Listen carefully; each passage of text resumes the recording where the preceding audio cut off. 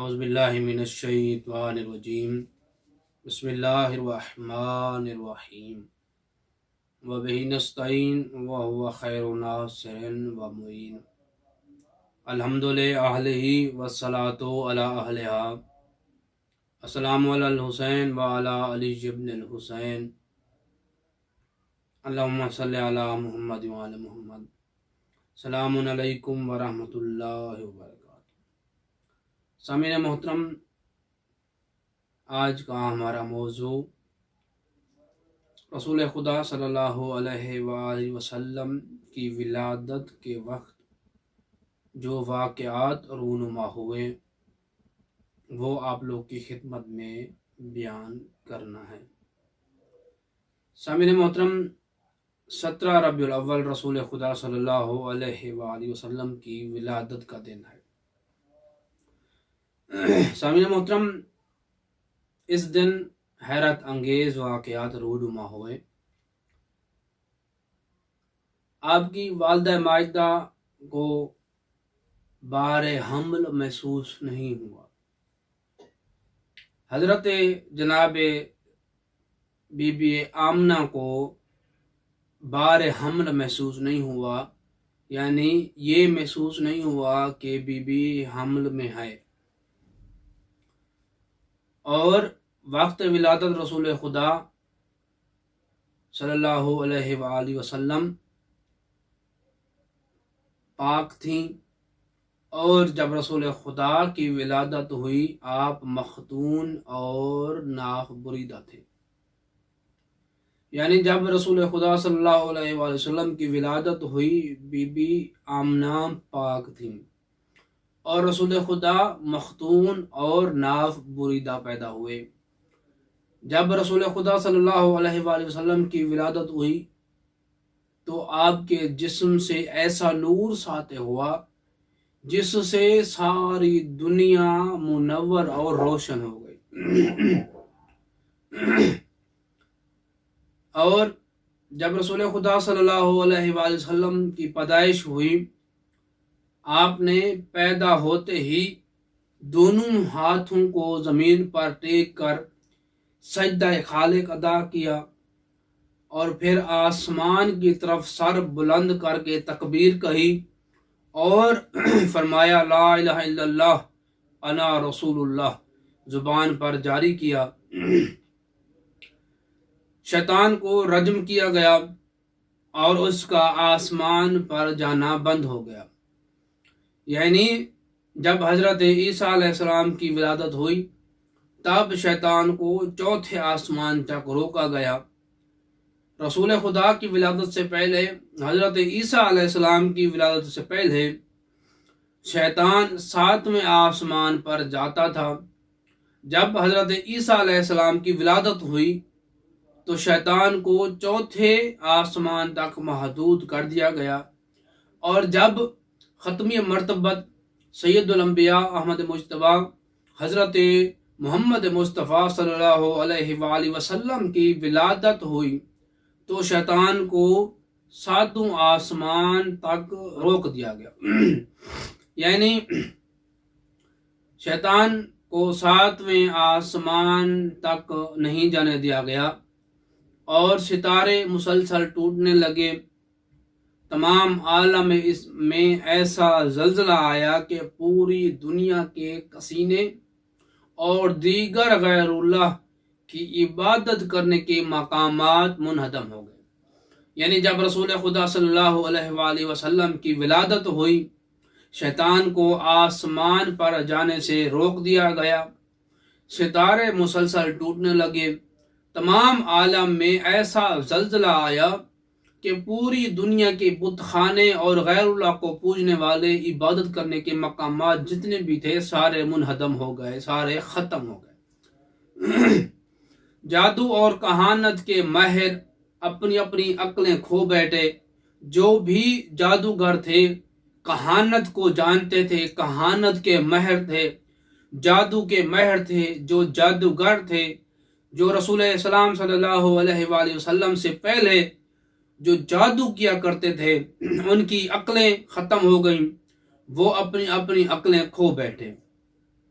اور ان کے موکل محبوس ہو گئے، اور آسمان پر ایسے ستارے ظاہر ہوئے جنہیں کبھی کسی نے پہلے نہیں دیکھا تھا۔ اور سامعین، رسول خدا صلی اللہ علیہ وآلہ وسلم کی ولادت کے وقت یہ واقعات رونما ہوئے، اور ساوا کی جھیل جس کی پرستش کی جاتی تھی، جس کی پوجا کی جاتی تھی، جو کاشان میں واقع ہے، وہ خشک ہو گئی، اور وادی سماوا جو شام میں ہے 1000 سال سے خشک پڑی تھی، اس میں پانی جاری ہو گیا، اور دریائے دجلہ میں اس قدر طغیانی آئی کہ اس کا پانی تمام علاقوں میں پھیل گیا، محل کسرہ میں پانی بھر گیا، اور ایسا زلزلہ آیا کہ ایوان قصر کے 14 کنکرے زمین پر گر پڑے۔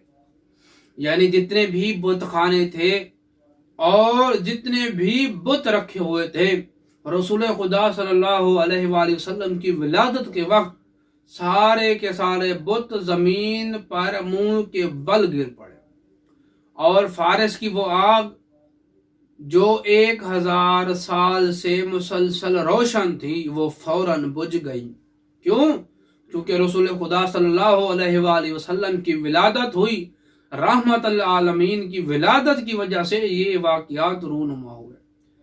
اور سامعین محترم، حضرت عبد المطلب فرماتے ہیں کہ جب رسول خدا صلی اللہ علیہ وآلہ وسلم کی ولادت ہوئی، اسی رات میں کعبہ میں سو رہا تھا، یا کہتے ہیں کہ میں کعبہ کے نزدیک سو رہا تھا کہ میں نے دیکھا کہ کعبہ اپنی بنیاد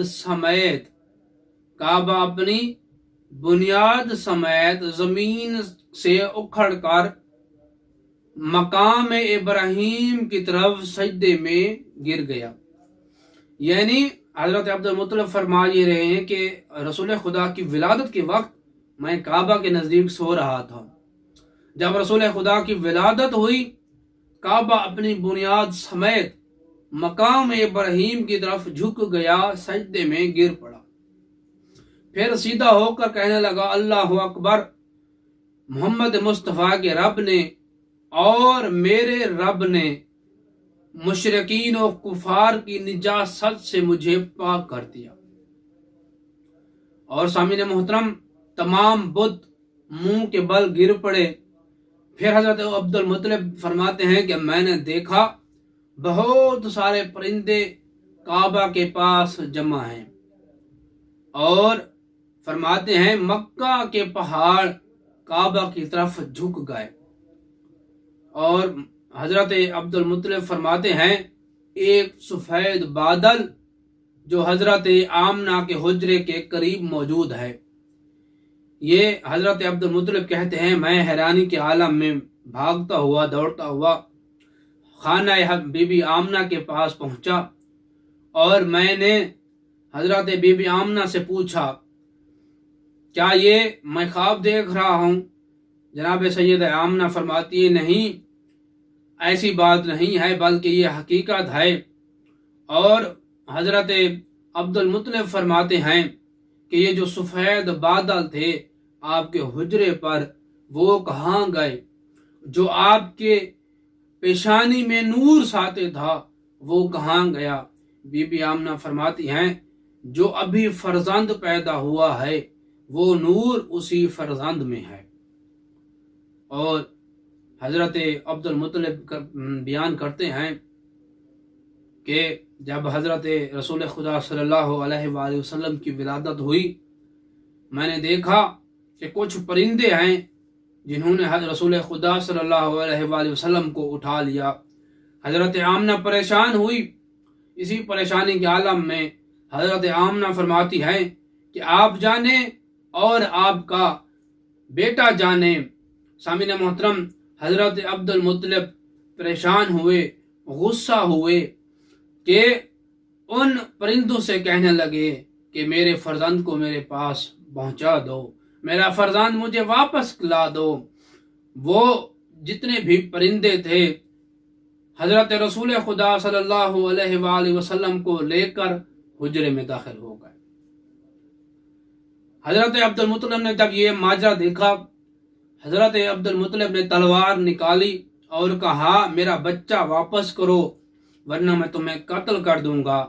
سامعین محترم، اسی حجرے میں سے ایک شخص باہر آیا اور کہا اے عبد المطلب، جب تک تمام ملائکہ اس بچے کی زیارت نہیں کر لیتے اس وقت تک کوئی انسان رسول خدا کی زیارت نہیں کرے گا۔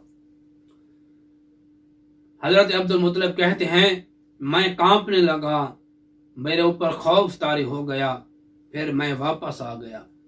یعنی 3 دن تک رسول خدا صلی اللہ علیہ وآلہ وسلم کو فرشتوں نے اٹھائے رکھا اور رسول خدا کی زیارت کرتے رہے۔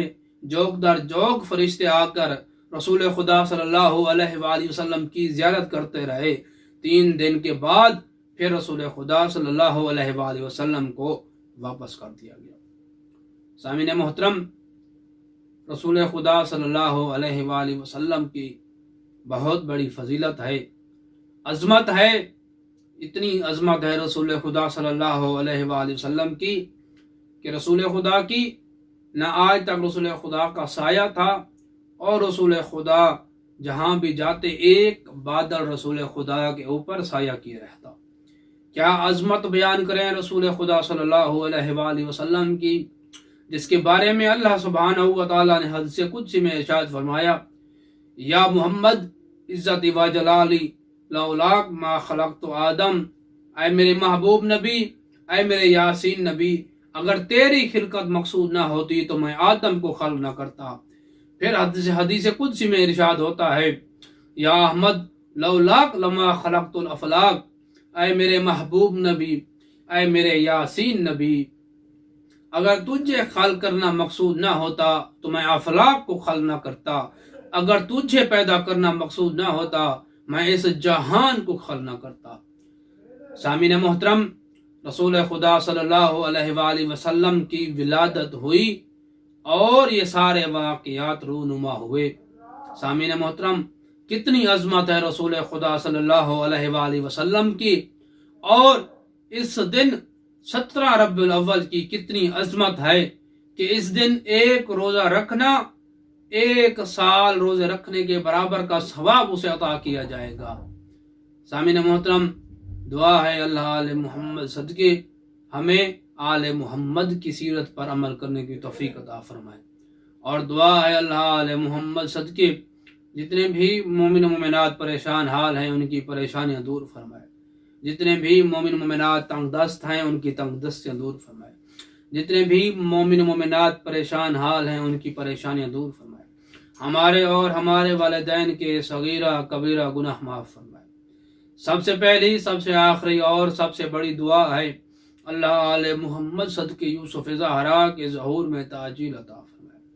اللہم صلی علی محمد و آل محمد وعجل فرجا قیم آل محمد۔